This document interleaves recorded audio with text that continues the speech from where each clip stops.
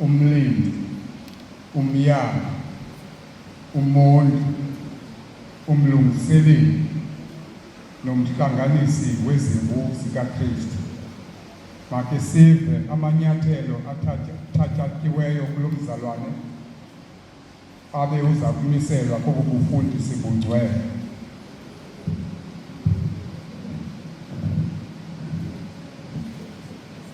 Mongameli webandla, abefundisi bonke basekhaya, isabuwe Nkosi ukuphendula lebandla, iletha kuwe student minister, esithe mongameli sahamba ngokamanyathelo kucawa.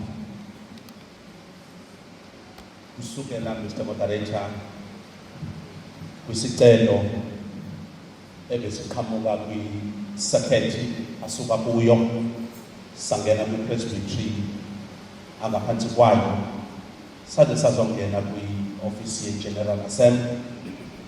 Qede mongameli saphasiswa ile-General Assembly, wathunyelwa ke esikoleni ukuba yokwenza izifundo zakhe zokufundisa. Mongameli ke ngokwesiko lasecaweni uye wahamba yonke imigudu efanelekileyo, waze wafumana ke Mr. Moderator i-degree yakhe e-University yase-North West. Qale ke mongameli ufunda kwakhe eMandlovu Primary School, wadlulela eNkangala Comprehensive High School, lapho mongameli eqede khona umatric wakhe ngo-2018, wagraduate ke wathola i-BTech yakhe ngo-2024. Lowo mongameli letha kuwe ongamanga mongameli ezifundweni zakhe, sithetha njena uyaqhuba wenza i-honors degree yakhe i-theology kulo nyaka mongameli sibuwo. Usandile Timothy Zungu ozalwe ngomhla ka-4 December 2000, ongumntwana ke ozalelwe emshadweni ezalwa ke nguMr. John Zungu noMrs. Nomathwa Jogi, base Athabile Pretoria, edukhuliswe kahle ngaphansi kwabazali. I-age yakhe mongameli una 24 years. I-assembly yakhe mongameli ekade ihleli igqibe izolo kuba umntwana kufanelekile ukuba odelwe namhlanje emva kokuba i-Training and Development Committee yapheruza incwadi zakhe yazichasisa njengezincwadi ezi-authentic. Imletha kuwe mongameli ngegunya elithabathiweyo nangegunya elinikezwe i-General Assembly njengo-State Clerk wakhe. I thank you, Mr. Moderator.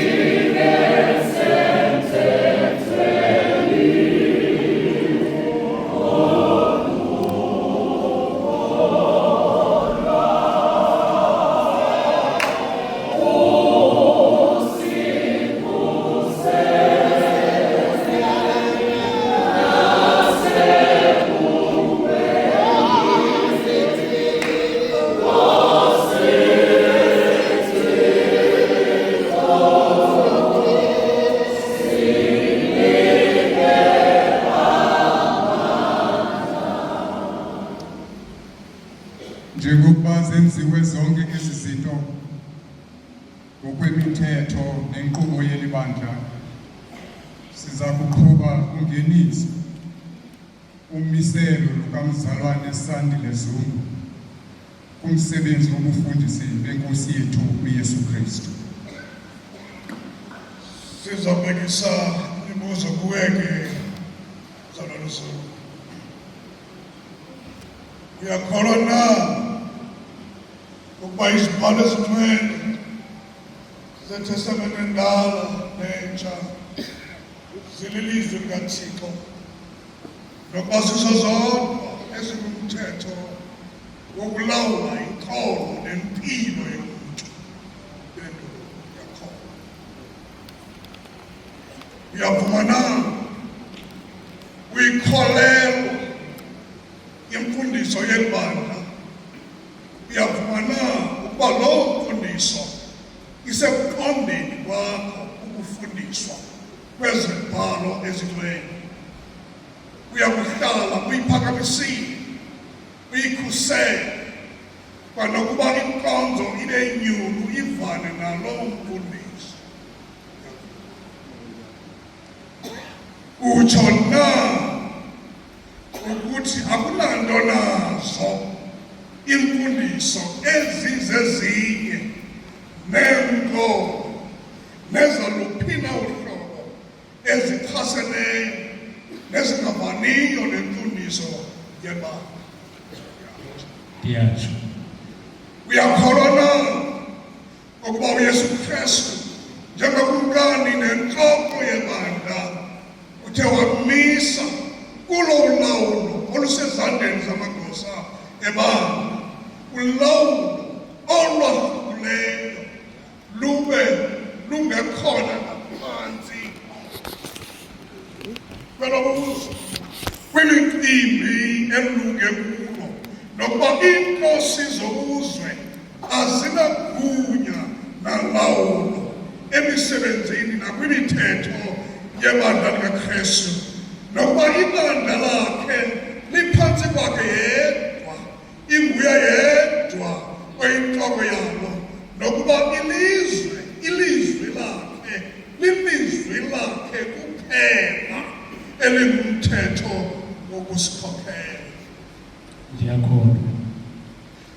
Uyavuma na ukuba ulawulo nengqeqesho yobupresbitari njengoko ilulo ulawulo lwebandla lusekwe elizwini likaThixo luvumelana nalo?